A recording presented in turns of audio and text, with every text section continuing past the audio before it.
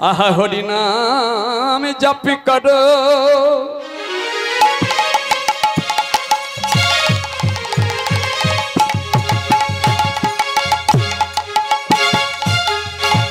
हरि नामेर माला गलाय पड़ो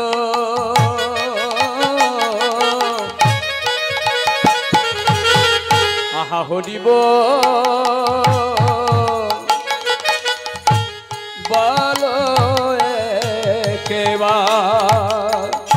पागल मोनम हरिब बले केवा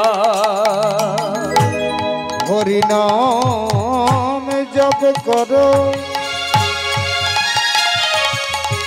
हरि नामेर माला गलाय पड़ो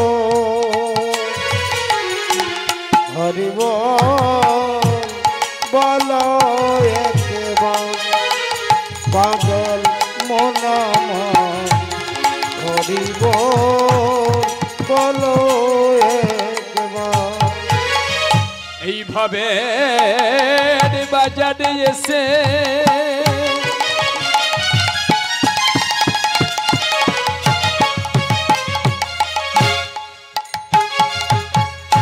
আকিবা নিয়ে ফিরবি শেষে সেই শেষের কথা ভাবো হবে বাজারে সে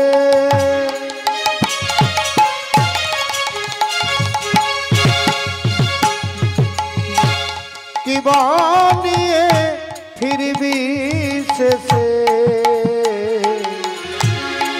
অসমের কথা ভাবো বাবা এইভাবে বাজারে এসে কিবা নিয়ে ফিরবো শেষে শেষের কথা ভাবো একবার আমরা যে মনুষ্য জন্ম নিয়ে এসেছি এই জন্মটা সাধারণ মানুষ জন্ম নয় মা এই জন্ম অতি সুদুর্লভ জন্ম অত সহজে পাওয়া যাবে না ৮০ লক্ষ জনি ভ্রমণ করে তারপর পেয়েছি আমরা এই সাদের দুর্লভ মনুষ্য জন্ম আবার এই দুর্লভ মনুষ্য জন্মটা শুধু সুখ ভোগ করবার জন্য নয় আমরা তো সবাই সুখী হতে চাই কি মা আমি সুখে থাকি আমার ছেলে মেয়ে সুখে থাকুক এরা সবাই চায় সুখে থাকলে কি হবে মনুষ্য জন্ম নয় সুখ ভোগ তরে কঠিন দায়িত্ব আছে আমাদের মস্তক উপরে সেই দায়িত্বটা কি নিজেকে উদ্ধার করতে হবে অধগতি যেন না হয় আর আরো ৫ জনের উপকার করতে হবে পরের কারণে নিজের স্বার্থে দিয়া বলি এই জীবন মন প্রাণ সবকিছু দাও জীবে প্রেম করে যেই জন সেই জন সেবিছে ঈশ্বর প্রেম মানে ভালোবাসা কিছু দিতে হবে হরি নাম করলে কি হবে না আপনি ধরুন বলছেন যে বলতে পারে না সে যদি শুনে উদ্ধার হয় তার দ্বারাও আপনার উপকার হবে রাধে রাধে এই জন্য আমাদের একটু এই উচ্চ সংকীর্তনের ব্যবস্থা এখন করা হয়েছে আগেও ছিল আপনারা জানেন হরিদাস ঠাকুর ১ লক্ষ উচ্চ সংকীর্তন করতেন পালা পালা হবে ব্যাপার হচ্ছে পালা তো অনেক পালা আপনারা জানেন কিন্তু আমার গুরুদেব বলছিলেন তো মাত্র তো দুটো পালা পালা তো দুটো না কটা মা একটা হয়েছে আসার পালা শেষ হয়ে গেছে আবার পড়ে গেছে শুধু যাওয়ার পালা এই তুই যাওয়ার পালা শুনলে ভক্ত চরিত্র বা যে কোনো হবে মানে স্টোরি গল্প হবে তো তার আগে কিছু কথা আমাদেরকে জেনে নিতে হবে আমরা যে মানুষ আমাদের কর্তব্য কি আমাদের করা উচিত কি তাহলে মানুষ করে জন্ম নিলে মানুষ হবে না মানুষের মতো কিছু কর্ম করতে হবে তাই ভাবের বাজারে এসে কিবা নিয়ে ফিরবো শেষে কি নিয়ে যাব আমরা কি নিয়ে যাব আর এখানে কি রেখে যাব অনেকে বলবেন আমি আমার টাকা পয়সা যা আছে ঘরবাড়ি সব রেখে দিয়ে চলে যাব নিয়ে যাব কি কিছু না এই তো মানুষ মরে গেলে কিছু নিয়ে যেতে পারে নিয়ে যায় কিছু কি নিয়ে যায় মানুষ নিয়ে যাবে তার কর্মফল আপনি যেমন কর্ম করবেন এই কর্মফল আপনার সঙ্গে যাবে সেই কর্মের ফল অনুযায়ী আপনার আবার ভালো জায়গায় জন্ম হবে কি খারাপ জায়গায় জন্ম হবে সেটা বিচার করবার জন্য আলাদা লোক আছে বুঝতে পারলেন তো তাহলে রেখে যাবে কি টাকা পয়সা ওগুলো রেখে যে কিছু লাভ নেই মানুষ রেখে যায় তার কীর্তি চলচ্চিত্র চলৎ মৃত্যু চলৎ জীবন যৌবন চলাচল মৃদং ষড়বে কীর্তি জীবনম মানুষ রেখে যায় তার কীর্তি রাধে রাধে তাই এই ভাবের বাজারে যাদেরকে নিয়ে আমরা মাতামাতি করছি এরা কেউ আমার নয় মা দেখবেন ভালোবাসে কতদিন যতদিন আপনি দিতে পারবেন বুঝতে পারছেন তো যতদিন আপনি রোজগার করতে পারবেন সবাই বলবে ভালো আর রোজগার যেদিন করতে পারবেন না বিছানাতে পড়ে থাকবেন 5 দিন 10 দিন ওরাই আবার ঈশ্বরের কাছে প্রার্থনা করবে ঈশ্বর এই জঞ্জাল মরিলে বাঁচি কি মা এইরকম এইটা সংসার রাধে রাধে তাই যে কোনো বিষয় নিয়ে আলোচনা হবে যে কোনো ভক্ত চরিত্র বা গৌরলীলা কৃষ্ণলীলা রাধে রাধে তো তার আগে সংকীর্তন প্রারম্ভে আমার দয়াল গৌরহরির চরণে আগে আমাদেরকে আশ্রয় নিতে হবে কারণ আশ্রয় করিয়া ভজি তারে কৃষ্ণ নাহি তজে আর সব মরে অকারণ বুঝতে পারছেন তো আহা কলি ঘোড়তি মিটে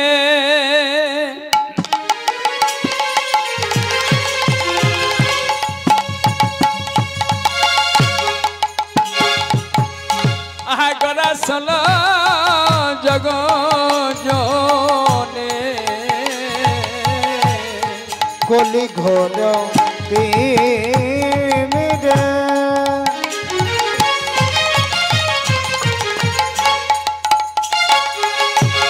গোরসল জগ জনে আহা ধর্ম করম গেল দূর ধর্ম করম গেল সাধনে চিন্তামণি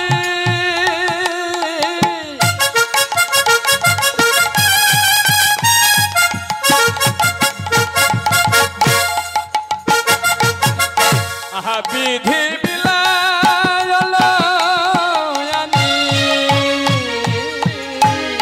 অসাধনে অসাধনে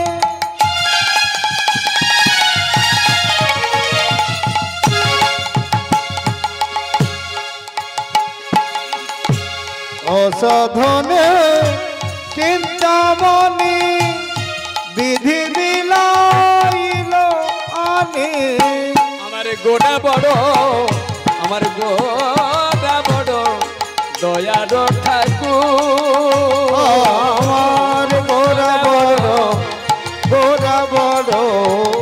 দয়ালো ঠাকুর বলি এমন দয়া হবে এমন দয়াল কে আর হবে আমার প্রাণের গোড়া চাঁদের মতো বলো এমন দয়া কে আর হবে আমার গোরা চাঁদের মতো বলো এমন দয়াল কে আর হবে আহা গোড়া গুনো কহনে না যায় গোরা গুণ কহনে না যায় গোড়া গুনো কহনে না যায় মা আমার গৌরহরির গুণের কথা এক বদনে বর্ণন করা যাবে না কত চতুরান মরি মরি যায় তো বরণিয়া ওড়ো নাহি পায় কত চতুরান মরে যাচ্ছে বর্ণনা করে ওর অর্থাৎ তার অন্ত বা শেষ খুঁজে পাচ্ছেন না চারি বেদ সর দর্শন পড়িয়া চারি বেদে ষড় দর্শন করি যদি অধ্যয়ন চারি বেদ ষড় দর্শন চারি বেদ ষড় দর্শন যদি করে অধ্যয়ন চারি বেদে ষড় দর্শন করি যদি অধ্যয়ন সে যদি গৌরাঙ্গ নাহি ভজে সে যদি গৌরাঙ্গ নাহি ভজে ঠিক তার অধ্যয়ন লোচন বিহীন যেন বিখ্যাতর অধ্যয়ন লোচন বিহীন জন দর্পণে দর্পণে কিবা তার কাজে দর্পণে অন্ধে কি বা কাজে যে অন্ধ চোখে দেখতে পায় না তার কাছে যদি আয়না ধরে দেওয়া হয় উনি কোনো বুঝতে পারবেন কি? তাহলে অন্ধের দর্পণে কিবা কাজ চারিবেদ ষড়দর্শন পড়লাম গীতা ভাগবত এবার ঠোঁটস্থ কণ্ঠস্থ কিন্তু যদি গৌরাঙ্গ নাই ভজে ওই ধিক তার অধ্যয়ন ওই বিদ্যাতে তার কোনো কাজ করবে না বিদ্যা বক্তবা কবিতা সুসবা সৌন্দর্য রূপং বিফলিতমেব কৃষ্ণ ভক্তির নাজিদ নারায়ণ সিন্দুর বিন্দু যথা বিধবা ললাটে বিধবা মায়েদের সিন্দুরে বিন্দু কি শোভা পাবে ললাট দেশে মা পাবে না তাহলে আপনি যতই কবিতাবান হন বক্তৃতাবান হন রূপবান হন ধনবান হন গুণবান হন কৃষ্ণ ভক্তির লেজ যদি না থাকে ওই জন্মটাই বৃথা আবার পদকর্তা বলছেন আহা বেদ বিদ্যা তুজি কিছু নাহি জানত বেদ বিদ্যা দুহি কিছু নাহি জানত যদি গৌরাঙ্গ করে সার সে যদি গৌরাঙ্গ করে নয়নানন্দেতে ভনে সেই সে সকলি জানে নয়নানন্দেতে ভনে সেই তো সকলি জানি অষ্ট সিদ্ধি সর্ব সিদ্ধি করতলে তার অষ্ট সিদ্ধি করতলে তার আনয়ন আনন্দেতে ভনে যাই রে ভাবে বালাই যাই রে নয়ন আনন্দেতে ভনে যাই রে ভাবে বালাই যাই রে নয়ন আনন্দেতে ভনে যাই রে ভাবে বালাই যাই রে নয়ন আনন্দেতে ভনে যাই রে ভাবে বালাই যাই রে নয়ন जा झीना झीनाक झन नाक झन धैया जा झीना झीनाक झन नाक झन धैया जा झीना झी जा झीनाक झा जा झीनाक झा जा झीना ए भने সেই কসা কলিজানে নয়ন আনন্দেতে ভনে कोत्ता धातेटे कोत्रे कड़ धातेटे कोत्तेटे धेटे गे धेटे कोत्रे कड़ धातु धा कोत्रे कड़ धातु धा कोत्रे कड़ धातु কলিজানে নয়ন আনন্দেতে ভনে সেই দশা কলিজানে নয়ন আনন্দেতে ভনে সেই দশা কলিজানে धीरे धीरे कटे ताक तेरे तेरे कटे ताक धीरे धीरे कटे ताक तेरे धीरे कटे ताक धीरे धीरे कटे ताक तेरे तेरे कटे ताक धीरे धीरे कटे ताक तेरे धीरे कटे ताक तेरे कटे झां कटे ताक तेरे कटे झां कटे ताक तेरे সেই তো কলিজানে নয়ন আনন্দেতে ভনে সেই দশা কলিজানে নয়ন আনন্দেতে ভনে ता ता ता थोई थोई थोई तोर तोर तोर थौर बिना झा थौर बिना झा थौर झा झा झा ता ता ता थोई थोई थोई तोर तोर थौर बिना झा थौर बिना झा थौर धीरे टी धीरे दादी तेरे तेरे गिरजा तेरे गड़े तेरे टी तेरे ताकी तेरे तेरे गिरजा धीरे टी धीरे दादी तेरे तेरे गिरजा तेरे टी तेरे ताकी तेरे तेरे गिरजा ताकी तेरे तेरे गिरजा तेरे गिरजा ताकी तेरे तेरे गिरजा तेरे ধা ধা তা তা তা থই থই থই তর তর থৌর দিনা ঝা থৌর দিনা ঝা নানন্দেতে ভানে কলি জানে ধাত ধৈয়া তাত ধৈয়া ধা তর তর কিটি তাকিতে রে কেটে তা তর তর কিটি তাকিতে রে ধা তর তর কিটি তাকিতে রে রে ধা তর তর কিটি তাকিতে রে ধাত ধৈয়া তাত ধৈয়া ধা তর তর কিটি তাকিতে রে কেটে কিটি তাকিতে রে দাদি নাক ঝা দাদি নাক ঝা দাদি নাক ঝা দাদি নাক ঝা দাদি নাক ঝা দাদি নাক ঝা দাদি না নানন্দেতে ভানে সেই কথা কলি জানে নানন্দেতে ভানে সেই কথা কলি জানে নয়ন আনন্দেতে ভানে সেই কথা কলি জানে নয়ন আনন্দেতে ভানে সেই কথা কলি জানে নয়ন আনন্দেতে ভানে সেই কথা কলি জানে নয়ন আনন্দেতে ভানে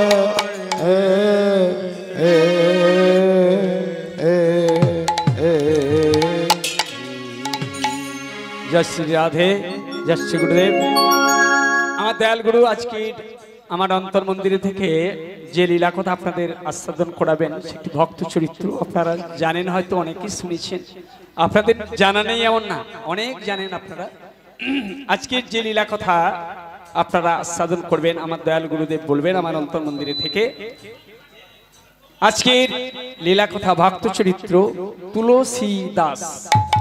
রাধে রাধে। আহা বান্দা জেলার অন্তর্গত, আহা রাজাপুর গ্রাম,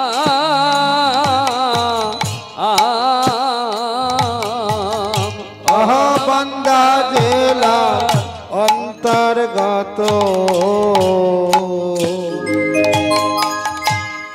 রাজাপুর গ্রাম, আহা ব্রাহ্মণ ছিলেন এক, ব্রাহ্মণ ছিলেন এক, আত্মদেব নাম, আহা ব্রাহ্মণ ছিলেন এক, আত্মদেব নাম, আত্মদেব নাম। বান্দা জেলার বিহার প্রদেশে রাজাপুর গ্রামে এক ব্রাহ্মণ পরিবার ছিল। আত্মদেব ব্রাহ্মণ, উনি খুব নিষ্ঠাবান, জ্ঞানীও ছিলেন, শাস্ত্রজ্ঞ পণ্ডিত ছিলেন। যদিও বলা হয়েছে ভগবান শ্রীকৃষ্ণ গীতায় বললেন আমি 4টি বর্ণের সৃষ্টি করেছি, এখন 4টি বর্ণকে নিয়ে অনেক বর্ণ হয়ে গেছে। ভগবান সৃষ্টি করেছে 4টি, ব্রাহ্মণ, ক্ষত্রিয়, বৈশ্য এবং শূদ্র। আর কোন জাতি ভগবান সৃষ্টি করেন না। এবার সেগুলোকে আমরা নানা জাতিতে বিভক্ত করেছি। আমরা কেউ কামার, কেউ কুমার, কেউ ছুতার, এই তো আমরা করেছি, যে যেমন কর্ম করে, কেউ চামার, এইগুলো আমরা করেছি। রাধে রাধে। তাহলে ব্রাহ্মণ হলো বর্ণের শ্রেষ্ঠ, চতুর্বর্ণময়া শ্রেষ্ঠ, গুণ কর্ম বিভাগ।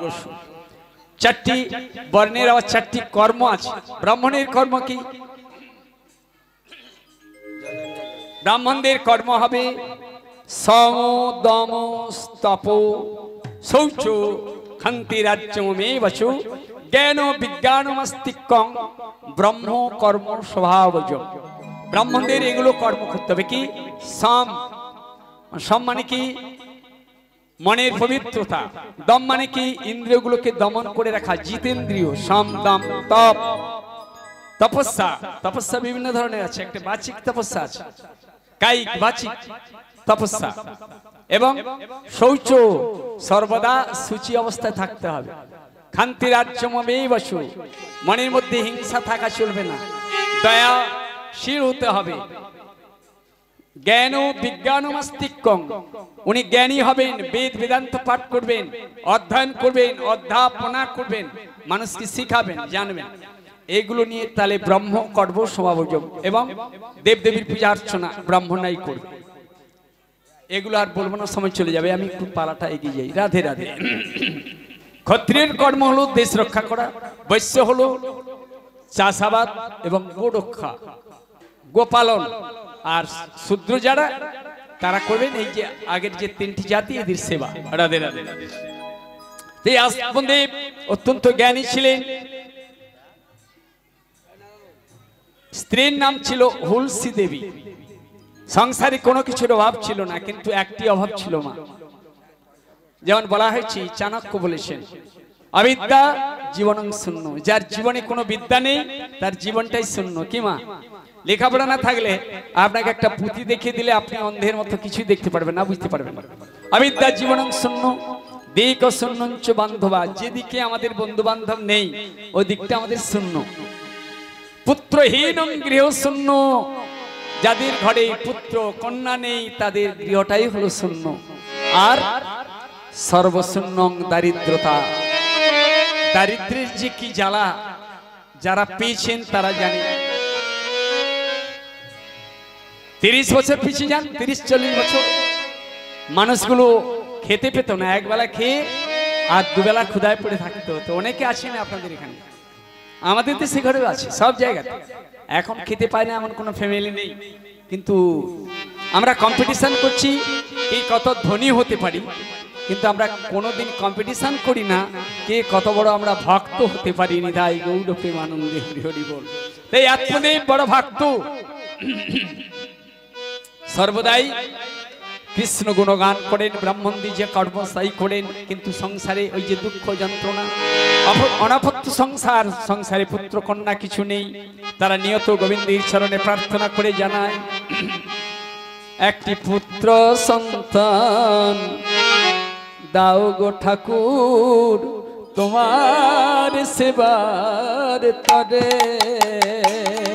একটি পুত্র সন্তান দাও গো প্রভু, প্রভু তোমার সেবার তরে। একটি পুত্র সন্তান দাও গো ঠাকুর তোমার সেবার তরে। একটি পুত্র সন্তান দাও গো প্রভু তোমার সেবার তরে। যেদিন মোরা থাকব না আর, যেদিন মোরা থাকব না আর, রাখবে তোমায় ধরে। যেদিন মোরা থাকব না আর, রাখবে তোমায় ধরে। এক পুত্র সন্তান দাও গো প্রভু তোমার সেবার তরে। একটি পুত্র সন্তান দাও গো প্রভু তোমার সেবার তরে। দিন রাত গোবিন্দের চরণে নিবেদন করে, কিন্তু মাগো ভাগ্যে না থাকলে হবে কি, ভগবানের দিতে পারবেন না। আর এখনকার দিনে বিজ্ঞান না কি বলেছেন, পিতামাতার মিলনে সন্তান হয়, এটা ঠিক। কিন্তু অনেকে দেশে ঘরে আছেন তার একটি ছেলে নেই, একটি মেয়ে নেই, কারো আবার 5 জন ছেলে মেয়ে নেই, কারো আবার 5 জন মেয়ে ছেলে নেই। তাহলে বিজ্ঞান করে দিতে পারছে তো সব? হ্যাঁ পরিমল বাবু, ঠিক আছে, হবে না, ঈশ্বরের হাত আছে বাবা এর মধ্যে। তাই যে মা বাবার একটি সন্তান সন্ততি কিছুই হলো না, তাদের কি মিলন হয় না মা? তাদের কেন কোনো সন্তান সন্ততি নেই? তাই এরা দিন রাত প্রার্থনা করে গোবিন্দের কাছে। দীর্ঘদিন হয়ে গেল, অর্থ সম্পদ নেই, কিন্তু সন্তান সন্ততি কিছুই হলো না। যখন এরা যখন বাইরে বেরিয়ে যায়, মানুষ তাদের নানা রকম ধরনের কথা বলে, টিপ্পনি কেটে কথা বলে। কি মা বলবে না আপনাকে? আপনি যখন বাইরে যাবেন, ছেলে নেই মেয়ে নেই, এই দেখেছিস ওই যে মেয়েটা যাচ্ছে না, ওর মুখদর্শন মহাপাপ। 7 দিন আমাদের অমঙ্গল। অনেকে গোদা বাংলায় বলে বাঁজামি, আর সেটাকে ভালো কথায় বন্ধা বলা হয়েছে, জানিস, মুখদর্শন মহাপাপ। আর এই কথাগুলো এই যখন কানে আসে না, খুব দুঃখ লাগে, যন্ত্রণা লাগে, কষ্ট লাগে। এবার এই আত্মদেব চিন্তা করলেন কি জানেন না, এখানে আর থাকা যাবে না। তাই উনি একদা গভীর রাত্রিতে উনি চলে গেলেন, ঘর সংসার ছেড়ে বেরিয়ে চলে গেলেন। সারা রাত্রি ধরে হাঁটতে হাঁটতে হাঁটতে পরের দিন দ্বীপ্রহর হয়ে গেছে, জঙ্গলের মাঝখানে ক্ষুধায় তৃষ্ণায় কাতর হয়ে দেখলেন একটা সুন্দর সরোবর। তাই সেই সরোবরে জলপান করে একটি বৃক্ষের তলায় বসে বসে দীর্ঘ নিঃশ্বাস ছেড়ে বলছে, ঈশ্বর, এত করে তোমায় বললাম, তুমি আমাকে একটি পুত্র সন্তান কিছুই দিলে না, জন্মটা আমার বৃথা হয়ে গেল। সবাই আমাকে গালাগালি করে, তিরস্কার করে, এই জীবন আমি আর রাখবো না। ইত্যবসরে দেখুন ভগবান তার প্রেরণ করলেন এক সাধু বাবাজিকে। সেই সাধু বাবাজি এসে ওইখানে জলপান করে এদিকে আসছেন। আর আত্মদেব করলেন কি জানেন, ধীরে ধীরে করে সেই সাধুর চরণ তলে জড়িয়ে ধরে বললেন, প্রভু আপনি আমাকে কৃপা করুন। আর তুমি কাঁদছো কেন, কি হচ্ছে বলবে তো? দেখতে দেখতে আবার অনেক বয়স হয়ে গেল, আমার সংসারে কোনো সন্তান সন্ততি নেই। আপনি তো সাধু বাবা, আপনারা ইচ্ছা করলে অনেক কিছু করতে পারেন, তাই আপনি আমাকে একটি পুত্রের ব্যবস্থা করে দেন। সেই সাধু বাবা ওই আত্মদেবের নয়ন বদন দর্শন করে বললেন, শোনো, 7 জন্মে আপনি পুত্রের মুখ দেখতে পারবেন না, 7 জন্ম আপনি পুত্রের মুখ দেখতে পারবেন না, আপনার বদন দেখে বোঝা যাচ্ছে।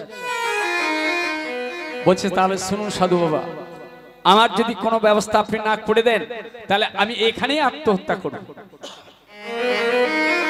সাধু বাবা অনেক করে বুঝালেন, বলছে শোনো, আহা ছেলের বাবা হতে সাধ কেন মন, ছেলে কি তোমায় করবে সুখী, ছেলের বাবা হতে সাধ কেন মন, ছেলে কি তোমায় করবে সুখী। মা, ছেলের বাবা হতে মা হতে আমাদের সকলের সাথ, কিন্তু ওই ছেলে কি আমাদের সুখী করবে? এখন এই জাগতিক জগতে সুখী কেমন করছে আপনারা দেখতে পাচ্ছেন তো, নিজেদের চোখেই দেখতে পাচ্ছেন। এখন বাবা মা যখন বৃদ্ধ বৃদ্ধা হলো, তাদের জায়গা কোথায়? 3 তলা বাড়ি, এখানে তো আর জায়গা নেই। বলছে মা বাবা তোমরা তার উপর তলায় উঠতে পারবে না, নিচের তলায় থাকো। কোথায়? যেখানে ল্যাট্রিন ওইখানে কাছাকাছি থাকো না, আর কি আমরা এখানে থাকো। আর না হলে স্ত্রী যদি রাগারাগি করে, স্ত্রীর কথা শুনে বৃদ্ধাশ্রমে পাঠিয়ে দেওয়া হবে।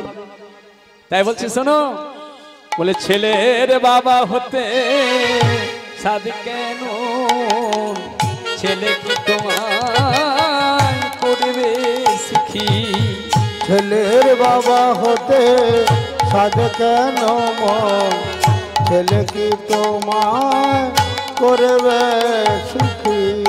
মহাভারতে বলছে, মহাভারতে আহা দুর্যোধন আদি 7 পুত্র ছিল, কুরুক্ষেত্র যুদ্ধে সকলে মরিল, দুর্যোধন আদি 7 পুত্র ছিল, কুরুক্ষেত্রে নিধন হইল। 100 পুত্র কার ছিল?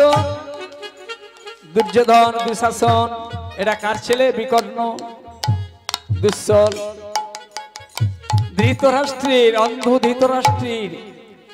দুর্যোধন আদি 7 পুত্র ছিল, কুরুক্ষেত্রের যুদ্ধে সকলে মরিল। আহা 7 পুত্রের বাবা হয়ে গেল হাবা, ধৃতরাষ্ট্র তার প্রমাণ দেখি। 7 পুত্রের বাবা হয়ে গেল হাবা, ধৃতরাষ্ট্র তার প্রমাণ দেখি। ছেলের বাবা হতে সাধ কেন, ছেলে কি তোমায় করবে সুখী। ছেলের বাবা হতে সাজে কেন মন, ছেলে কি তোমায় করবে সুখী। ঠিক মা, 100 পুত্র যার, তাই ছেলে আমরা চাই কেন ভগবানের কাছে? পুত্র কি করবে না পুণ্যামক নরক হইতে আমাদেরকে উদ্ধার করবে। কি করে? আমরা মরে গেলে আমাদের শ্রাদ্ধাদি করবে, গয়াতে গিয়ে পিণ্ডদান করবে, এই তো। পুণ্যামক নরক হইতে উদ্ধার করেন বলিয়াই পুত্র। পুত্রার্থী প্রিয়তি ভাজ্যা পুত্র পিণ্ড প্রয়োজন। কিন্তু পুত্র যদি পুত্র না হয় ওই পিণ্ডের কোনো কাজ হবে না, সেই পিণ্ডের আর কোনো কাজ হবে না। এই জন্য সব পুত্র আবার ওই পিণ্ড দিলে গয়াতে পিতামাতার উদ্ধার হয় না, শান্তি হয় না। সে কথা আমি একটু পরে বলবো এই পালার মধ্যে। রাধে রাধে। তাহলে প্রকৃত পুত্র হতে হবে, তাহলে পিণ্ড দিলে উদ্ধার হবে। ভক্ত পুত্রের প্রয়োজন। রাধে রাধে। এবার দেখুন, বংশে বাতি দিতে থাকলো না, তাহলে ধৃতরাষ্ট্র গান্ধারী এটা কি মুক্তি হয় না? তার ছেলে এরা কি পিণ্ড দিল? তার ছেলে তো আগে মরে গেল। কি আহা, 4 পুত্র থাকিতে দশরথ রাজা, বাসি মোড়া হলো তেলে রইল ভাজা। 4 পুত্র থাকিতে দশরথ রাজা, বাসি মরা হলো হলো ভাজা।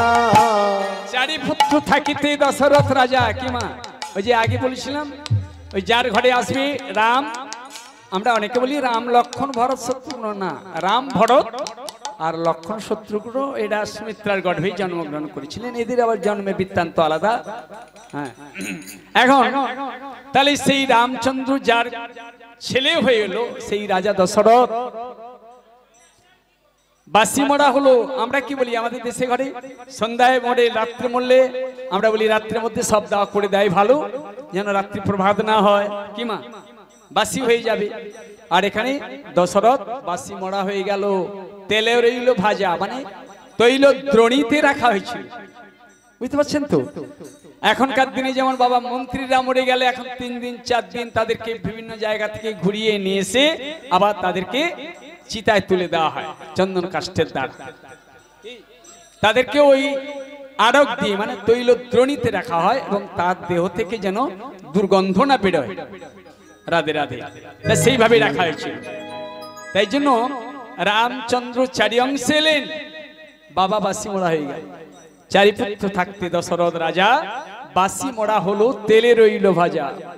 আহা, বসুদেবের হলো কারাদণ্ড সাজা, যার পুত্র স্বয়ং কমলাক্ষী। বসুদেবের হলো কারাদণ্ড সাজা, যার পুত্র স্বয়ং কমল আখি। ছেলের বাবা হতে সাধ কেন মন, ছেলে কি তোমায় করবে সুখী। ছেলের বাবা হতে সাধ কেন মন, ছেলে কি তোমায় করবে সুখী। ছেলে কি কখনো সুখী করতে পারবে? কপালে যদি সুখ না থাকে, তোমার কপালে যদি দুঃখ থাকে, সেই দুঃখ তোমাকেই অবশ্যই ভোগ করতে হবে। তাই এখানে সাধু বাবা অনেক করে আত্মদেবকে বুঝালেন, শুনুন ব্রাহ্মণ, আপনি জ্ঞানী, আপনাকে আমি আর কি বোঝাবো। যাদের সংসার নেই, যারা বিবাহ করেন না, তাদেরকে উদ্ধার হয় না। হরিদাস ঠাকুরের কি উদ্ধার হয় না? এমন অনেক মহান্তরা আছে যারা সংসারী হন না, তাদেরকে উদ্ধার হয় না। আপনি কেন করছেন ওটা? আপনি বরং পুত্রের কামনা ছেড়ে দিয়ে পিতার চিন্তা করুন। পুত্রের চিন্তা ছেড়ে পিতার চিন্তা, পিতার চিন্তা মানে জগৎ পিতার চিন্তা করুন, তাহলে আপনার মঙ্গল হবে। আর ইনি বললেন কি, বলছে না আপনি এক বিহিত করুন, না হলে আপনার সামনেই আমি আত্মহত্যা করব। তো এখানে সাধু বাবা ফাঁপড়ে পড়ে উনি চিন্তা করে একটি মন্ত্রপ্রুত ফল দিলেন।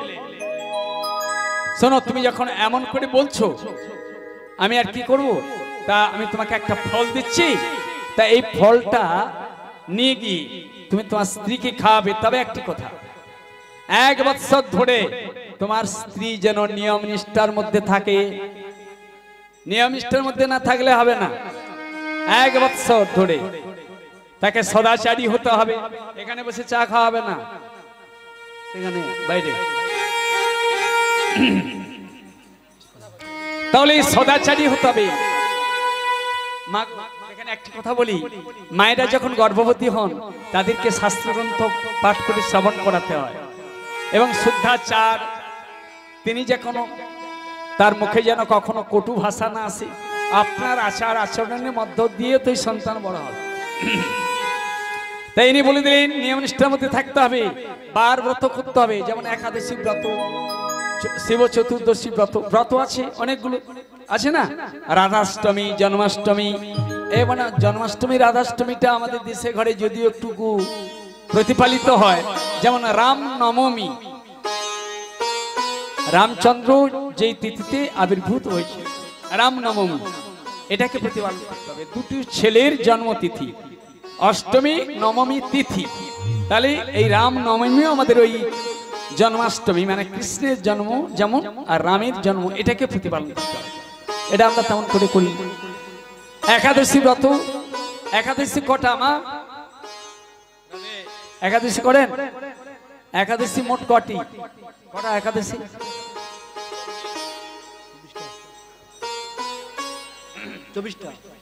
24টা একাদশী। 24টা নাকি? কিন্তু একাদশী মাহাত্ম্যতে দেখবেন সেখানে আরো দুটো একাদশীর নাম বাড়তি আছে, সেটা কিন্তু প্রত্যেক বছর হবে না। সেটা যেটা হলো পুরুষোত্তম মাস। আমাদের তো 12টা মাস, 12টা মাসের মধ্যে তাহলে যেমন বৈশাখ, জ্যৈষ্ঠ, আষাঢ়, শ্রাবণ, এগুলো 12টা। আরেকটি মাসের নাম আছে পুরুষোত্তম মাস, এটা নিয়ে 13টি মাস। আর এই 13 মাসে 26টি একাদশী আছে। তাই প্রত্যেক, আমরা অনেকে বলি কি 24টা একাদশী আমরা করতে পারবো না, অনেকে বলে আমরা 4টা একাদশী। কি কোনটা কোনটা করেন আপনারা? ওঠা, পড়া, পাশ মোড়া, আর একটি ভীমা ছোড়া, এটা কোনার বচন। মানে ওঠা মানে উত্থান একাদশী, তার আগে কিন্তু হবে শয়ন একাদশী। শয়ন, শয়ন, শয়নের পরে পার্শ্ব, পার্শ্বের পরে উত্থান একাদশী। আর একটি হলো ভৌমি একাদশী। এই 4টি। আর করতে হবে খেপার 14, খেপির 8। খেপার 14 মানে বুঝতে পারছেন? খেপা মানে কে? দেবাদিদেব মহাদেব, উনি খেপা মানে পাগল। কি কিসে পাগল? রাম নামে পাগল। তাহলে খেপার 14 মানে চতুর্দশী, মানে শিব চতুর্দশী ব্রত। খেপির 8 দুর্গা পূজা যখন হবে, অষ্টমী ব্রত আপনারা করবেন। রাধে রাধে। আর একটু তুলসীতে জল দেবেন, সকাল সন্ধ্যা একটু ঠাকুরের নাম গান কীর্তন করবেন। রাধে রাধে। তাই এখানে বললেন এই সমস্ত বার ব্রত করতে হবে, এই নিয়ম নিষ্ঠার মধ্যে থাকতে হবে, না হলে কিন্তু হবে না। তাই ইনি চরণ ধরে বললেন, বাবা ঠাকুর, আমি নিশ্চয়ই দীর্ঘদিন পরে যখন আপনি এই সুযোগ দিয়েছেন, আমি আমার স্ত্রীকে বুঝিয়ে বলবো নিয়ম নিষ্ঠার মধ্যে থাকতে। ফল নিয়ে মনের আনন্দে উনি বাড়ি ফিরে যাচ্ছেন। আহায় আনন্দ আর ধরে না গো, আনন্দ আর ধরে না গো, ধরে না গো, আনন্দ আর ধরে না গো। তারে আনন্দে বুক ভরে গেছে, আনন্দ আর ধরে না গো, আনন্দ বুক ভরে গেছে, আনন্দ আর ধরে না গো। সেই ফলটি নিয়ে সাধু বাবাকে প্রণাম করে মনের আনন্দে বাড়ি ফিরে গেলেন। বাড়ি ফিরে গিয়ে তার স্ত্রী হুলসিকে ডেকে বলছে, হুলসি এসো এসো, আমি তোমার জন্য অনেক কষ্ট করে, অনেক দুঃখ যন্ত্রণা পেয়ে আমি বাড়ি থেকে চলে গেছিলাম। এই সাধু বাবা আমাদেরকে আশীর্বাদ করে একটি মন্ত্রপুত ফল দিয়েছে, এই ফলটি তুমি ভক্ষণ করলে তুমি গর্ভবতী হবে। তবে একটি কথা শোনো, 1 বছর ধরে সন্তান না প্রসব হওয়া পর্যন্ত তোমাকে কিন্তু খুব নিয়ম নিষ্ঠার মধ্যে থাকতে হবে, সূচি অবস্থা থাকতে হবে। ঝগড়াঝাটি, গন্ডগোল, মনের মধ্যে হিংসা, কলহ, এগুলো করা চলবে না। তাহলে ঠিক আছে বলে ফলটি নিয়ে নিলেন, বলে ঠিক আছে আমি সেবা করে নেব। কিন্তু হলো কি জানেন মা, দুষ্টু বুদ্ধি এসে গেল, ওই যে কপালে নেই হবে, হলো দেখুন কিরকম হচ্ছে ব্যাপার। মনে মনে কি চিন্তা করছে জানে, ফলকে রেখে দিয়ে মনে মনে চিন্তা করছে, আচ্ছা এই ফল খেলে আমি যদি গর্ভবতী হয়ে যাই, কি তাহলে গর্ভবতী হলে অনেক সময় ডাকাত এসে পড়ে, ডাকাত এসে পড়লে কি হবে, আমি তো ছুটে যেতে পারবো না, অনেক চলে যাবে, আমি যেতে পারবো না। রাধে রাধে। এই দুঃখ কষ্ট যন্ত্রণা বুকে নিয়ে এখন ফলটি যদিও খেলেন, সেই ফলটিকে উনি গর্ভবতী হলেন না। শুনুন ব্যাপারটা কিছু, ফলটাকে না খেয়ে রেখে দিয়ে বলছে, অনেকদিন পরে তার দিদি বাড়িতে এলেন, দিদি যখন বাড়িতে এলেন সেই দিদিকে বলছে, শোনো আমার স্বামী কোথা থেকে ফল এনেছে, এই ফল খেয়ে নাকি আমার গর্ভ হবে, শোনো আমি ফল খাবো না, এবার ফল খেলে প্রসব যন্ত্রণা হবে, অনেকে নাকি মারা যায়, আমি খাবো না। উনি খেলেন না, ফলটাকে গাভীকে খাইয়ে দিয়েছিলেন, বুঝতে পারছেন তো। সেই গাভীর থেকে একটি ছেলে হয়েছিল গোকর্ণ। রাধে রাধে। এই প্রসঙ্গ বাদ দিয়ে সেই তুলসী দাসের ঘটনা এবার বলছি। তাই সেই তুলসী দাস এবার দেখুন, দীর্ঘদিন ঠাকুরের কাছে কামনা করতে করতে হুলসী দেবী যখন গর্ভবতী হলেন, উনি নিয়ম নিষ্ঠার মধ্যে থাকেন, আর এই আত্মদেব দিনের পর দিন শাস্ত্র আলোচনা করে উনাকে শ্রবণ করান।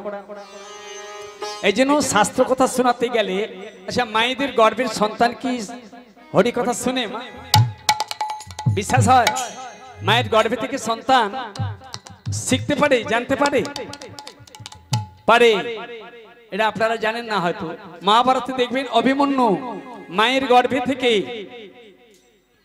চক্রব্যূহে কেমন করে প্রবেশ করে যুদ্ধ করতে হবে এটা জেনে নিয়েছিলেন, কিন্তু বেরিয়ে আসার কথা উনি জানতে পারেন না। কেন? সুভদ্রা ঘুমিয়ে গিয়েছিলেন বলে। অর্জুন বলেছিলেন, সুভদ্রা শুনেছিলেন গর্ভবতী তো, অলসতা এসে গেছে, ওই প্রবেশ করার কথা শুনেছেন, কিন্তু বেরিয়ে আসার কথা আর উনি শুনতে পারেন না, তাই আর উনি জানতে পারলেন না। আর শ্রীমদ্ ভাগবতী দেখবেন প্রহ্লাদ চরিত্র, আমাদের যে দেবর্ষী নারদের আশ্রমে দীর্ঘদিন ধরে ছিলেন কয়াধু, সেখান থেকে হরিকথা সব শিখে নিয়েছিলেন গর্ভের মধ্যে থেকে। রাধে রাধে। এই জন্য গর্ভবতী মায়েদের হরিকথা শ্রবণ করাতে হয়। যখন গোবিন্দের কৃপা হলো, এবার হুলসী দেবী গর্ভবতী হলেন। দেখতে দেখতে প্রথম 2-3 মাস তো না জানাজানি হয় না কি মা, পরে যখন জানাজানি হলো, এবার 5 মাসে পঞ্চামৃত দেওয়া হলো, 7ম মাসে 7 ভক্ষণের ব্যবস্থা করলেন। 7 ভক্ষণটা কি দিয়ে হয়? আমাদের দেশে ঘরে অনেক ব্যতিক্রম দেখা যায়, কিন্তু ভক্তদের ঘরে আলাদা হয়। তারা করেন কি, গোবিন্দের নিবেদিত পায়সন্নাদি দিয়ে তারা ওটা করেন, নাহলে অনেকে আবার মৎস্য দ্বারা অনেকে করেন, এটা কিন্তু করবেন না আপনারা। একটু প্রসাদ দিয়ে করবেন, পরে যদি খায় ওগুলো পরে খাবে, বুঝতে পারছেন তো। এটা হলে ভালো হবে, মঙ্গল হবে। আপনার সন্তানের মঙ্গলের জন্য আপনি যদি অন্য প্রাণী হত্যা করে আপনার মেয়েকে নাতনিকে আপনি খাইয়ে দেন, সন্তানের মঙ্গল হবে তো, ওর গর্ভের সন্তানের। তাই দেখুন, এবার গর্ভবতী হলেন, দিনের প্রতি শাস্ত্র অধ্যয়ন করেন, শ্রবণ করেন। দেখতে দেখতে আচ্ছা মায়েরা সন্তান গর্ভে কতদিন থাকে? রাধে। 10 মাস 10 দিন নাকি না কতদিন? 10 মাস 10 দিন মায়েদের গর্ভে। 9 মাস 10 দিন মানে 280 দিন মায়েদের গর্ভে থাকে। আচ্ছা সব জায়গাতে বলা হয়েছে 10 মাস 10 দিন গর্ভে ধরেছিলে, 10 মাস 10 দিন কোথায় গেল? আর 1 মাস কোথায় গেল? শুনুন, আগে বাবাদের গর্ভ হয়, পূর্ণাঙ্গ একটি শুক্রকীটের বয়স যখন 1 মাস, পিতামাতার মিলনে রজবীর্য সংযোগে এবার ওখান থেকে মায়ের গর্ভে অবস্থান করলো, ওখানে 9 মাস 10 দিন, তাহলে হয়ে গেল 10 মাস 10 দিন। এরপরে আবার ব্যতিক্রম আছে। এখানে দেখুন, এখানে হুলসী দেবী গর্ভবতী হলেন, 10 মাস 10 দিন হয়ে গেল, 11 মাস হয়ে গেল, গর্ভের সন্তান প্রসব হয় না।